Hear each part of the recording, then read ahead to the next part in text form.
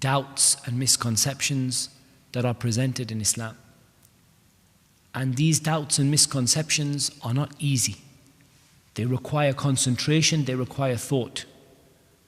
They require you to be aware and to have a complete understanding. You don't misguide a person away from the truth with absolute falsehood. You don't misguide a person away from the truth with absolute falsehood.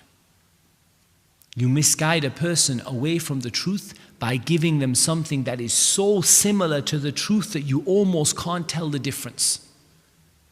But it has elements of it that are wrong. And if we look at this to give a simple example, the example of Ali ibn Abi Talib radiallahu anhu, when the Khawarij said to him, "Inil hukmu illa lillah," judging is only for Allah, and that you have ruled by other than what Allah revealed. And they made takfir of Ali ibn Abi Talib radiallahu anhu. What is the confusion in this? If they simply stood up and said, "Ali ibn Abi Talib, you're not a Muslim," how many people do you think would have followed them? Nobody. So if someone stood up and said, "Oh Ali, you're not a Muslim," what do you think the people would say? They would say, "Let us strike the head of this munafiq." But what did they do? They told something that is completely true. Inil hukmu illa lillah. Ruling is only for Allah. Completely true. But what did they do? They applied it in the wrong way. What did Ali ibn Abi Talib say? Kalimatu haqqin urida biha batil. You said the truth and you want the falsehood from it. It is true that ruling and judging is only for Allah. But what you want to do is you want to do something false, or you want to base a false principle upon something that is true. What is my point in all of this? Why is this a shubha? Why is this a false notion? Because it is extremely close to the truth. The basic principle is true, but the application of that principle is wrong.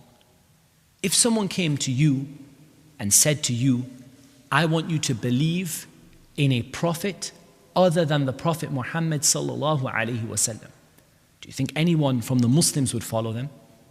Why is it that there are Muslims who become Qadiani?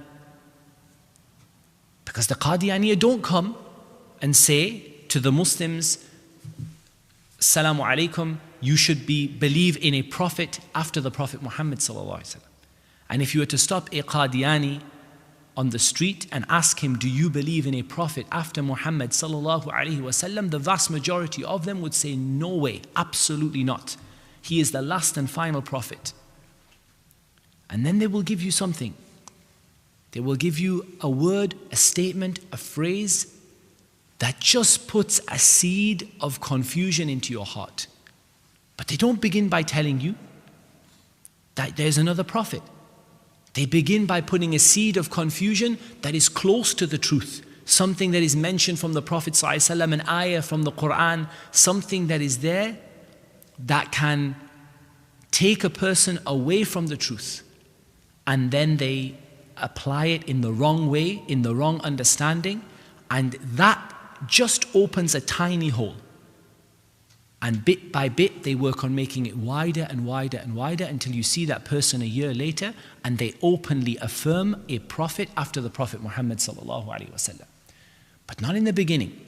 It begins with the shubuhat.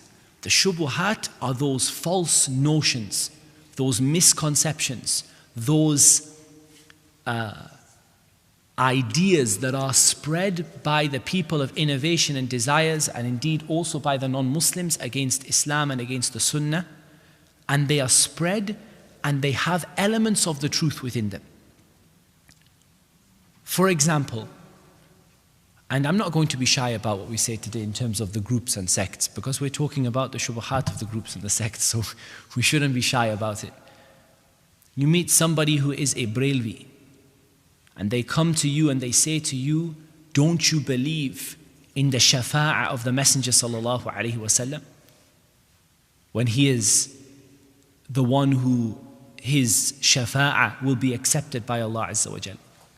Is this not true?" Of course it's true. But what do they want you to do with that truth? They want you to worship other than Allah.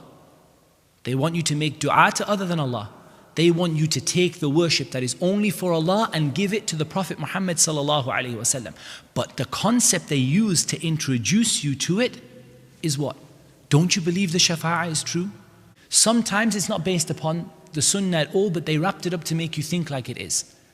Like when the Bravi comes to you and says to you, didn't the Prophet sallallahu alaihi wasallam say that seek nearness to Allah through my status, for I am the greatest of people in status in the sight of Allah? This hadith is mawdu'. It's a fabricated hadith.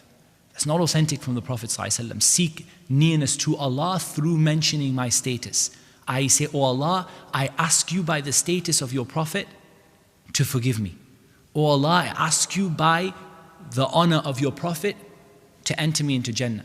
And this is from the evil innovations that the people have fallen into, that were not known by the Prophet ﷺ and his companions. But the point is here that they dressed it up to look like a hadith. So you come and they say, the Prophet ﷺ said that you should use me as an intercessor. And now you're stuck. What do I do? Because we believe in what the Prophet ﷺ said, and we take what he said and we do what he told us to do. And he's just told us to intercede through him. Except that he hasn't, because the hadith is mawdu'. The hadith is fabricated. And it's not authentic from the Prophet ﷺ. It is completely made up. Or it is a hadith la asla lah. It has no chain of narration whatsoever. And they invented this as a lie against the Prophet ﷺ. But it is a shubha. Why? Because when you first see it, it appears to be the truth. In your eyes, you heard something that seems to be true, and it's intended to get you to do something which is false.